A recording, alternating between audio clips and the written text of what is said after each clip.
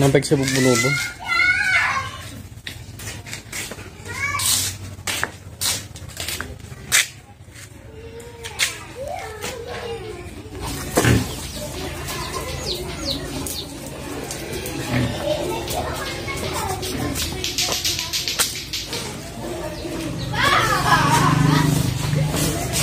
Ayan na tatay tinidor. Tatay tinidor. Montang pa na. Oh, mali tinidor.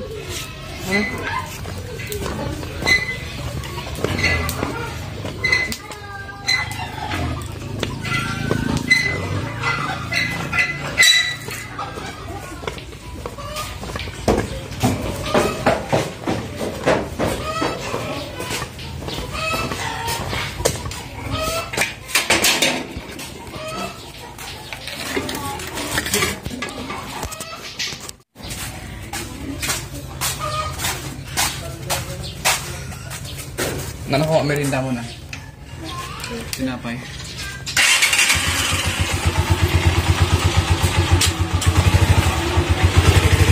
Takumpay kita.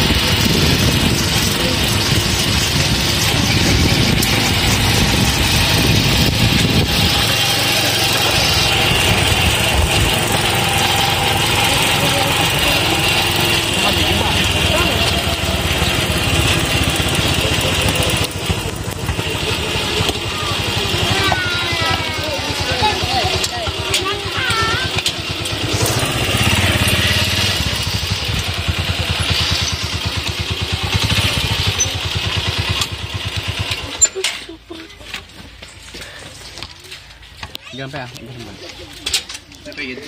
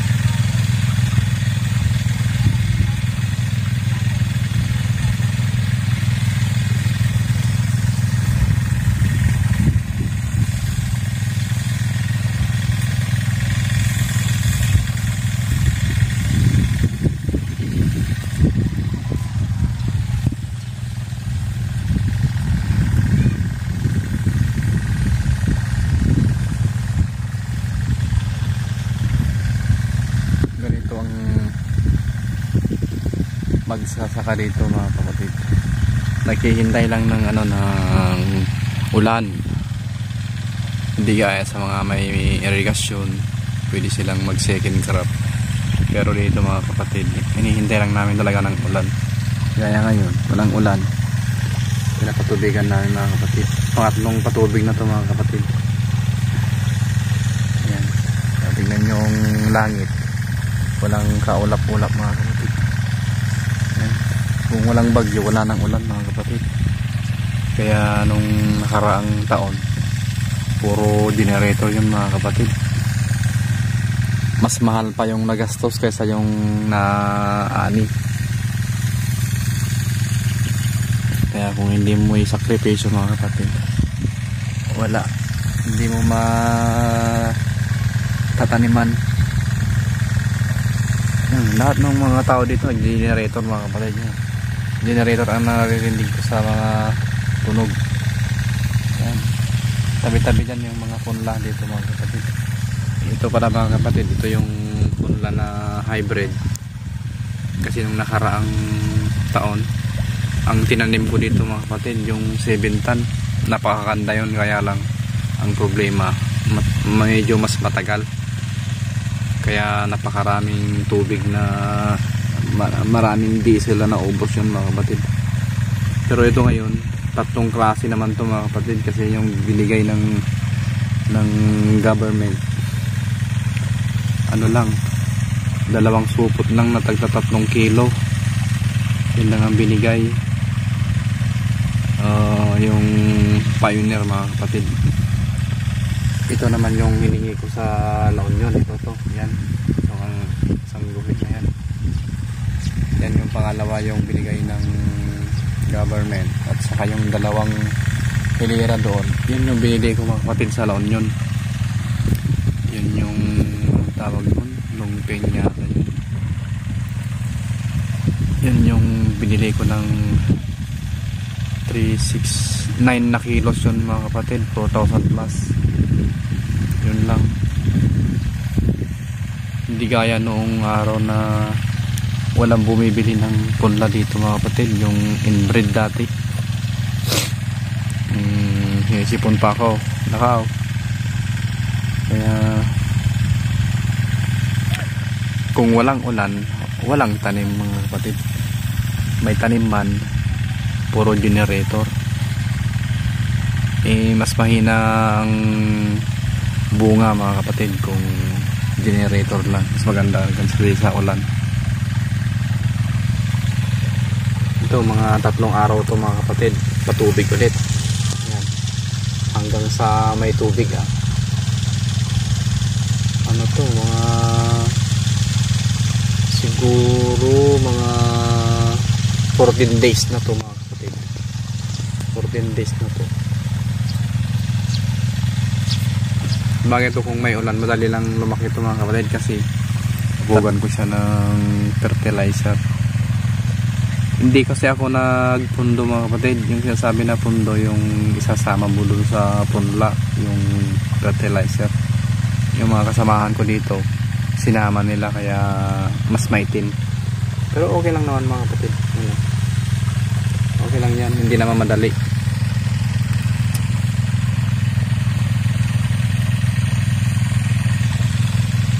Ganito ang trabaho dito sa Ilocos Sur. Magsasaka mga kapatid. Yun yung anak ko noon. Hindi man lang naging lalaki para may kasama ko lagi sana. Pero okay lang mga kapatid. Wag! Hanan! Ana! Mamaya na! Mamaya na! Boy, manamdama! Nandanin!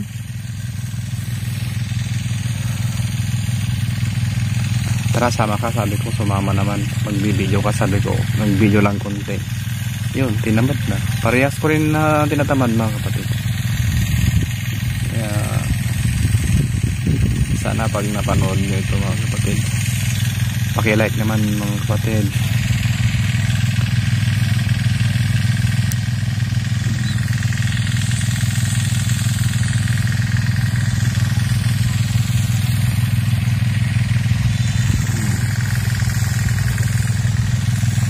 paki-like na lang mga kapatid, saka paki-click yung notification bell para updated kayo lagi sa mga video ko mga kapatid.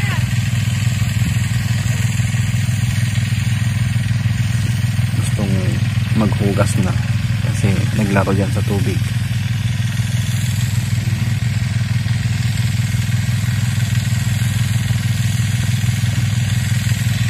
Kung minsan kasi mga kapatid wala akong time na mag video, kaya hindi, kasi daming trabaho, hindi ako makapag video na nagtatrabaho ako mga kapatid, kaya ganun. Mamaya kalimutan ko na mag video, maisip ko hindi ko man lang binidyo.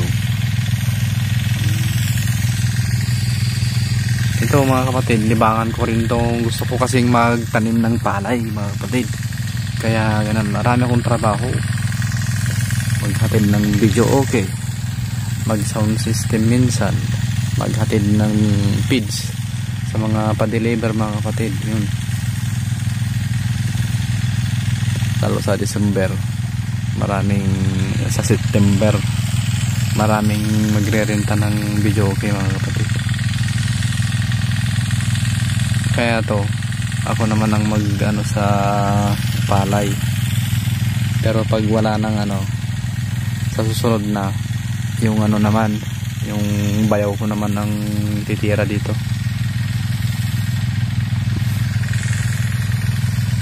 Okay na yata, ang dami ng tubig. Ano na yan, punong-puno na. Puno na siya. Mas mataas kasi yung banda doon, kaya binababaran ko doon. May manok pa dyan.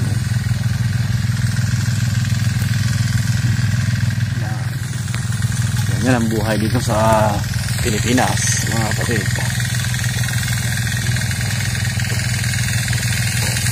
Panmel punla. Wap.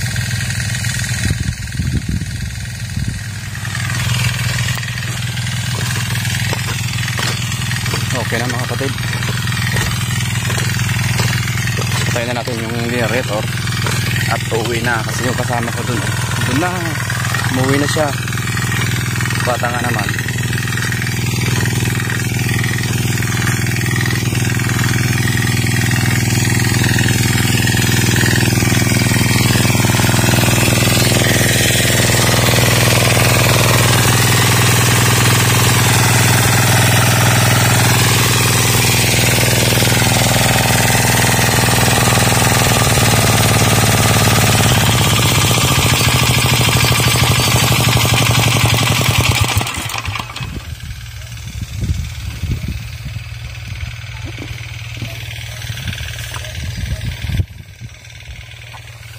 Thank you, generator.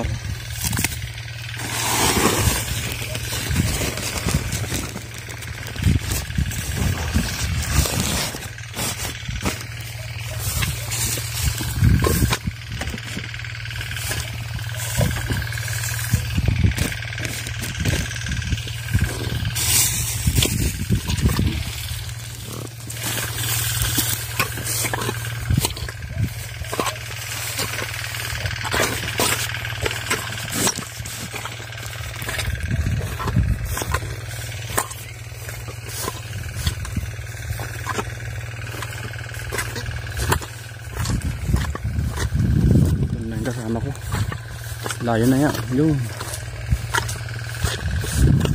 umuwi.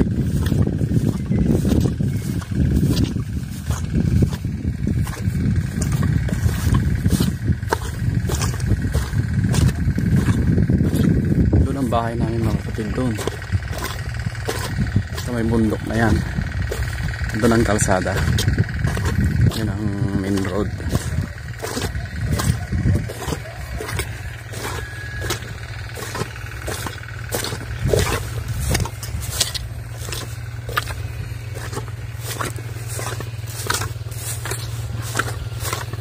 Dapat itong buwan na to, dapat marami ng tubig mga kapatid. Tag-ulan na sana itong ganito. Eh sabi nila El Niño. Patay na naman. Buhay.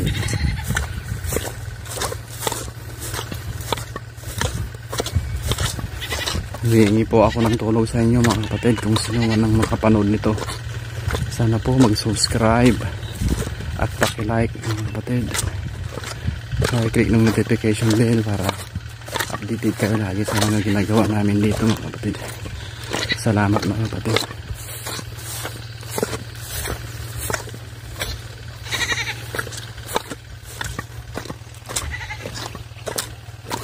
Sinusubukan ko lang na mag-video mga ito mga kapatid. Kasi hindi naman ako marunong magsalita. Hindi gaya ng mga iba na ma-joking sila. Kaya maraming nanonood. Eh ako mga kapatid, wala eh. Hanggang ganito lang.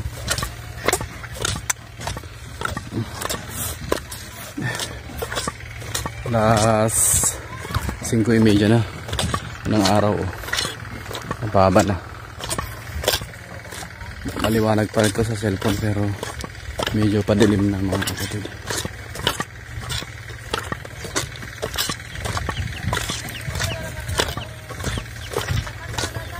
Sige mga kapatid. Bye bye.